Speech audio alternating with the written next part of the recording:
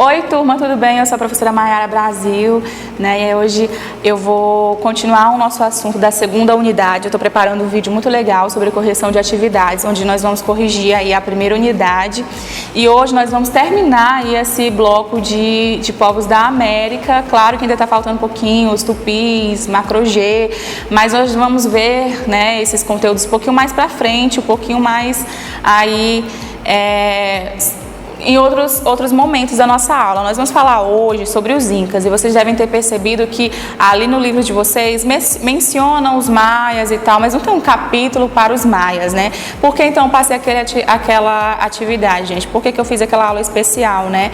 Eu sempre trabalho a apostila e sempre vou trazer algo a mais que é importante, que é essencial para vocês, né? Nós sabemos que a cultura maia, ela é muito rica, assim como a asteca e como a inca, que nós vamos ver hoje. Então vocês já sabem que hoje o assunto é sobre os incas.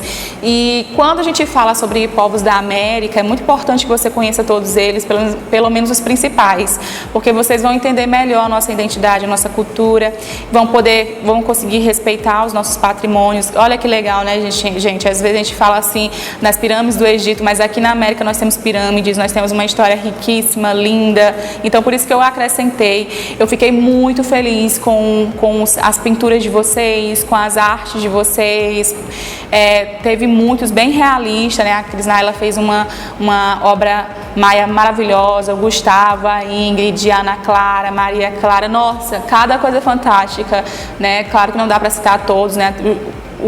Mas eu quero dizer de coração, obrigada, vocês são muito especiais, está muito lindo, está maravilhoso. Eu quero continuar assim, eu quero continuar fazendo com que vocês aprendam de uma forma criativa, de uma forma gostosa, né? E por coincidência vocês viram o quê? Que o meu conteúdo e o da Bárbara se encontraram, né? Nosso currículo se encontrou. Por quê? Porque a arte está muito envolvida realmente com a expressão dos povos, das civilizações. E aí nós nos encontramos com as culturas da América, né? É claro que eu fico nessa parte mais histórica, nesse contexto social, esse contexto político, esse contexto econômico, e ela fica com as expressões, a arquitetura, né? Essas outras expressões que também são muito válidas em artes. Então, obrigada por vocês terem aceitado esse projeto, essa coisa mais linda que foi a arte de vocês. E hoje nós vamos falar sobre os Incas. E aí, quando a gente fala sobre os Incas, é importante entender que foi um dos maiores impérios da América. Gente, foi um dos maiores impérios. E assim, eles construíram grandes coisas, assim como os astecas, assim como os maias, mas o gostoso dos Incas, o bom dos Incas é que eles são mais próximos da gente. Eles são sul-americanos, eles são aqui do sul da América, né? Algo mais parecido com a gente. Ali, uma boa parte do Império Inca foi no Chile, ali perto da Bolívia, e aí onde tem a Cordilheira dos Andes. Então, claro que, gente, tem algumas paisagens lindíssimas que eu até mandei no slide, tem no livro de vocês, né? Então eu mando sempre muito recurso, eu mando material, mando slide, tem na apostila de vocês. Então, gente, tem muito recurso que eu mando para vocês, muito mesmo, e vocês podem ver que é linda essa região, sabe? Lá nos maias nós vamos ter praias, astecas nós vamos ter praias tropicais, e aqui nos Incas nós vamos ter montanhas lindíssimas, né? Eles viviam em um ambiente que era frio, era temperaturas frias por causa da altura, porque nessa região, o Império dos Incas era formado por maior parte de montanhas. Então, quanto maior a altitude, é claro que eu era professora de geografia de vocês ano passado, a gente falou um pouquinho sobre altitude, né? Lembra lá que quando a gente estava juntinhos em geografia, eu falei para vocês que quanto maior a altura, né, mais a temperatura é fria, é um pouquinho mais geladinho. Então as pessoas levavam casacos, levavam roupinhas. Os indígenas do Império Inca não andavam pelados, né? Algumas pessoas acham que todos os indígenas são iguais, mas não, cada um tem sua própria característica, sua própria forma de lidar com o meio que vive, a sua própria cultura, né? E são tantas etnias, né? Então os maias, os astecas, os incas, eles usavam roupas diferentes dos tupis, os macro-G, né, que andavam mais pelados, andavam mais sem roupas. Os incas, eles usavam roupas mesmo grossas, muitas vezes feito de lã, né, porque era frio, montanhas. O Chile também, José já viu o Chile, lembra lá que a gente estudou geografia ano passado, a gente viu as regiões, as zonas climáticas, né, e ali o Chile já fica mais abaixo mesmo, perto da região polar, ali pegando boa parte da zona temperada e pegando uma partezinha ainda da zona polar, né? Então, se você perceber, ali é muito frio, além da altura, ainda a zona em que o Império Inca se encontrava é mais sul-americana, é mais próxima ali do Polo Sul. Então, olha só, eles eram considerados aí os filhos do Sol. Por quê? Porque tem um mito que explica a criação desses povos, né? Tem um mito que explica como é que eles surgiram, como é que eles foram criados. Assim como a gente tem a nossa crença que Deus criou Adão e Eva, eles também têm a crença deles. Eles também têm as crenças de que um Deus criou eles. Eles são politeístas, né? Tinha vários deuses no Império, eles eram conquistadores, então eles conquistaram outros povos, aceitaram esses deuses de outros povos, mas tinha um Deus que era superior, que é aquele que vai explicar toda a criação, a fundação do Império Inca, que é o Deus Sol. O Deus Sol cria o primeiro imperador.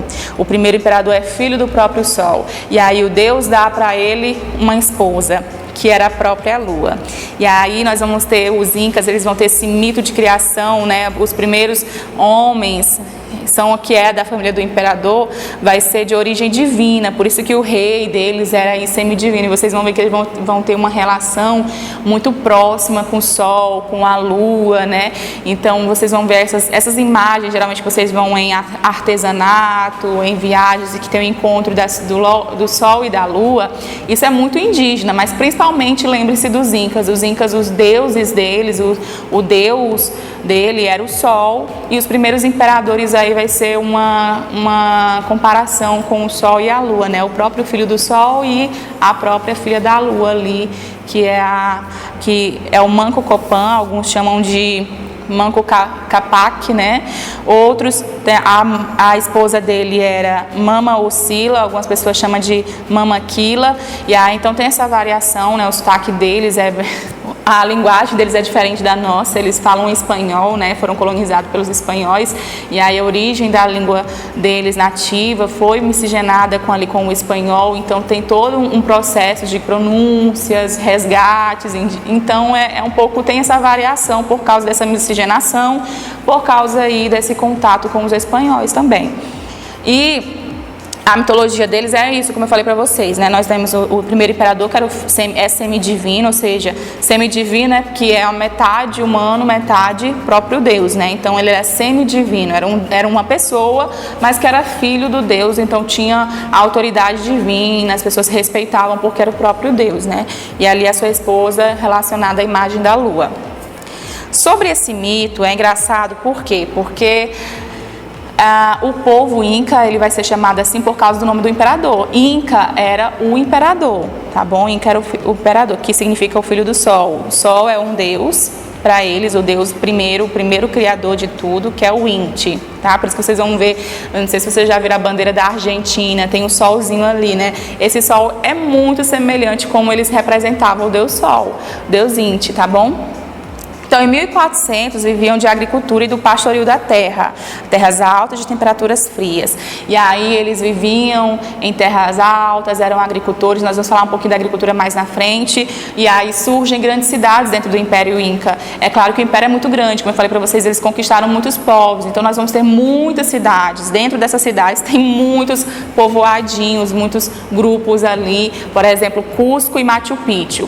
Machu Picchu a gente vai falar já já. Cusco é muito grande, é uma cidade grande que tem vários, como se fossem bairros, né? Aqui em Imperatriz nós temos a cidade e aí dentro da cidade tem vários bairros. Só que aí você imagine Cusco. Cusco era como se fosse uma grande cidade mesmo e cada bairro fosse um grande bairro mesmo. Então, quando os viajantes vão para lá, tem que se preparar, porque são altitudes, né? Eles viajam de um lugar para outro, em alguns lugares eles precisam passar por algumas montanhas, alguns rios, muitas pedras, até chegar a um determinado lugar. E é muito bonito, gente. Gente, por favor, me leve. Né? Vocês sabem que eu sou fã dessas culturas antigas, vocês sabem que eu sou muito fã desses lugares, como eu falei para vocês, nos maias, nos astecas. Os Incas também são lindíssimos, né? A cultura deles é lindíssima, as cidades deles são lindíssimas. Vocês podem me chamar que eu vou, viu? Se vocês quiserem viajar, pode ir, que eu vou junto com vocês. Então, Cusco tem vários lugares, tem o Loreto, tem o Quenco, tem o Coricancha, tem o Pisac, tem vários meio que grupos dentro dessa cidade que são extraordinários, desde centro histórico, tem uma praça aqui do centro histórico que é bem espanhola. Geralmente os centros históricos, eles mostram mais a cultura de quem dominou, de quem colonizou, do que a própria tribo indígena, né? Tribo não, a etnia indígena. Mas olha só, é importante entender que quando você olha para esses centros históricos, você não olha só a cultura espanhola, portuguesa ou europeia, né? Por exemplo, aqui no Centro Histórico de São Luís, não sei se você já foi no Centro Histórico de São Luís. Mesmo tendo ali a arquitetura portuguesa, foram feitas por pessoas escravizadas, né, e que tinham sua própria cultura, e aqui tem a sua própria cultura, o Brasil tem a sua própria cultura, o Maranhão tem a sua própria cultura. Então você vai perceber que mesmo tendo aquela arquitetura portuguesa, vai ter característica do povo maranhense, vai ter característica do nosso povo, né? Da mesma forma, quando você vai para um centro histórico lá em Cusco, que você vê aquelas igrejinhas, porque o catolicismo era muito forte, tanto para a Espanha quanto para Portugal, né? Então eles vão ter essa presença dessas capelinhas, dessas igrejas lindas, né? Então você vai ver o que? Aquelas igrejas nas praças que parecem muito com a Europa, mas que sempre tem aquela característica própria do lugar. Então lá tem um centro histórico maravilhoso, que se você for... Gente, eu nunca fui, mas eu já vi muito, estudei muito sobre isso, e eu sou encantada por toda essa beleza que Cusco tem. E aí também tem lá paredes de pedra, e o que tem... E professor, mas o que tem a ver uma parede de pedra, né? Se eu fosse para ver uma parede de pedra, eu ia ver a parede da minha casa, né? Gente, as paredes de pedra lá é surreal, é muito grande. As estruturas, como eu falei para vocês, é na montanha. E aí, estruturas grandes mesmo, bonitas, quase em topo da montanha, ou então áreas montanhosas que você pensa, não, agora vai deslizar. Agora o negócio vai deslizar, só que não, né? Elas estão lá durinhas, passaram séculos lá, bonitinhas, maravilhosas. E o mais interessante é que hoje, quando a gente faz uma construção, a gente coloca o quê? Argamassa para segurar os tijolos ali, para não cair. E eles não usaram nenhum tipo de argamassa, nenhum tipo de coisas para poder grudar, né? Ali o muro de pedra grande, pesada e perfeito. É grande, grandioso. Realmente eles eram um grande império mesmo, né? Tem paredes de pedra, tem degraus agrícolas que nós chamamos de terraços, né? Tem no material de vocês, nós vamos falar um pouquinho disso na frente. Tem a montanha colorida. A montanha colorida, gente, não é porque ela realmente é colorida, porque vocês já viram as montanhas normais, né? Você vê assim as montanhas e tal, e aí elas são todas de uma cor só, aí tem um pouquinho de verde, aí às vezes tem uma variação, né, da cor da terra, um pouquinho mais para frente. Mas a montanha colorida é como se ela fosse desenhada mesmo a pincel, uma faixa mais escura, uma faixa mais clara, de terra mesmo, o solo, né? Parece faixas que são pintadas de cores diferentes, uma faixa mais um marrom mais escuro, outro um bege, e aí toda coloridinha, quando vê de cima parece que foi pintado por Deus mesmo, foi uma coisa pintada assim, é extraordinária. As coisas da natureza, assim, essas paisagens extraordinárias realmente nos faz questionar sobre toda essa ideia de criação mesmo.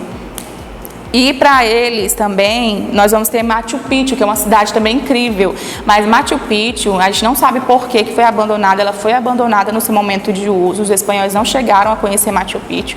E aí essa cidade, ela foi abandonada e só foi encontrada em 1911. E olha que o Império Inca era do século XV.